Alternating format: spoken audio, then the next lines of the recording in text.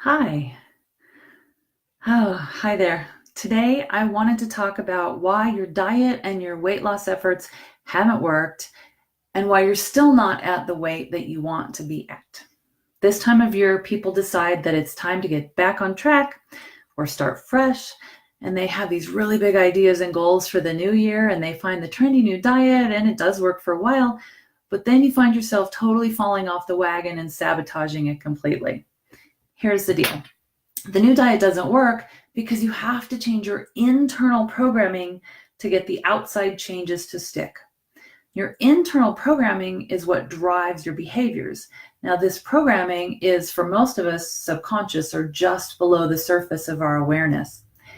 And this programming usually originates when we're very, very young, way before our cognitive thinking or reasoning brain was even fully developed. So just knowing what to do with our reasoning and logical brain isn't enough to actually do it long term. Changing our mind and deciding to eat healthier isn't enough because the motivation behind your current eating behaviors can be so much stronger than the conscious idea of losing weight and the desire for changing your eating habits. I would bet that your current eating patterns are based in stress. Now, here's what I mean by that.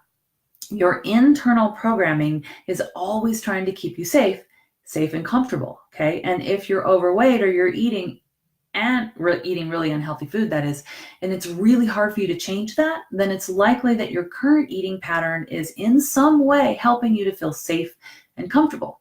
For some of us, food is love. For some, food is distraction from emotions that we don't want to feel. And for some of us, carrying the excess weight around actually can protect us from unwanted attention. Now, there's obviously numerous scenarios here, and these are just a few examples, but the point is that our eating behaviors were created as a way to feel safe and comfortable. So when you decide that it's no longer working for you to be overweight or you don't want to continue to eat the unhealthy food anymore, the stress of changing often triggers a really strong resistance within you, which ultimately sabotages your diet because the need for safety and comfort is so strong.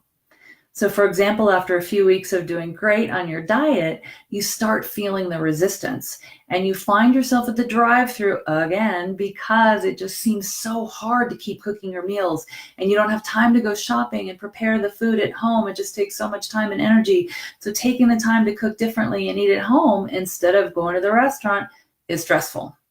So it feels unsafe to your subconscious mind. So the subconscious part of you pushes you back into the safe behavior, and it comes up with lots of excuses and reasons for you to cheat and quit. And then we get in this horrible cycle of yo-yo dieting because our conscious cognitive thinking brain wants to be healthier and lose weight. But the subconscious drive for safety and comfort fight those changes that are necessary for the weight loss and to keep it off. So even though part of you really wants to get healthy and lose the weight, inside your body and specifically inside your nervous system, it feels safer to maintain the familiar habits and eating patterns, even though those eating patterns make us sick and fat. So to have long-term results, you have to change the internal programming, which was not created in your cognitive thinking brain. So you can't just think positively and use willpower to see lasting change. You have to work with the subconscious and your nervous system to rewire the old patterns if you want to keep it off long enough for real lasting change. So this is why I'm not offering a program with a specific food plan this year for weight loss.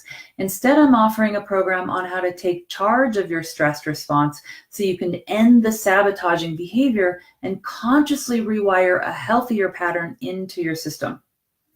That's what enables lasting change. So please reach out to me if you want help with this process. I'd love to support you. I actually have a webinar that you can watch with more details on how stress is causing symptoms like anxiety and fatigue and flab. I'll go ahead and post the link where you can get instant access to that free webinar. All right, that's all I wanted to say today. Thanks so much for watching, and I will see you soon.